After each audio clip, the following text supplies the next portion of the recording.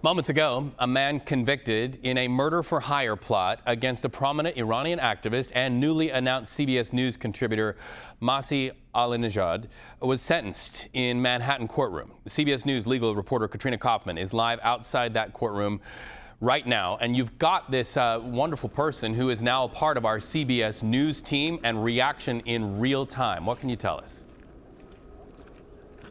So this man was just convicted to given 15 years in prison for conspiring as part of a murder-for-hire plot against Masih Alinejad here. But what prosecutors say is that this plot was actually directed by an Iranian operative, that this came down from the Iranian government. And that very same operative who hired the man that was sentenced here today was also tasked with trying to kill President Trump before the 2024 presidential election. So I have to ask you, Masih, what is it like to share a potential killer with President Trump? You know, it sounds weird because President Trump has army, everything, power. I'm just an Iranian unarmed woman with a lot of hair, with big voice. That's it. And that shows you that the regime in Iran is really scared of its own people. So when we share common enemy, my people in Iran now facing guns and bullets to end this terrorist regime. So President Trump should follow the path of Iranians, you know, because this is the same killers. They wanted to kill the US president on US soil. It's kind of like, for me, it's a badge of honor that they hate me, whatever I did, that they hate me that much. They want to get rid of me as much as they want to get rid of President Trump.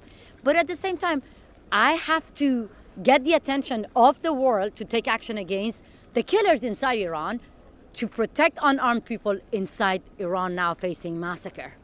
And you were very emotional inside that courtroom. The moment you walked in, I saw you burst into tears. At one point, you also went over to the fiancé of the man who was sentenced. Does this feel like justice for you? Justice is always beautiful. It is justice for me.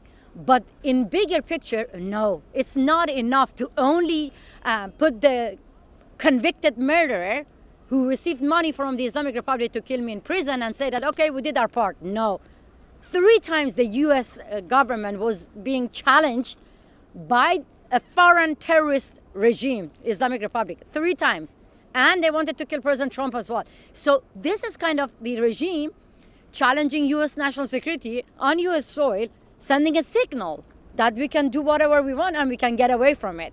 So this is not the real justice. The real justice is when, as I said to the prosecutor, I said to Michael Lockhart in the courtroom, that I want to see the man who ordered my killing, 3 times sent killers here, the man who is ordering massacre in Iran behind the bar, here, being as humiliated as Maduro.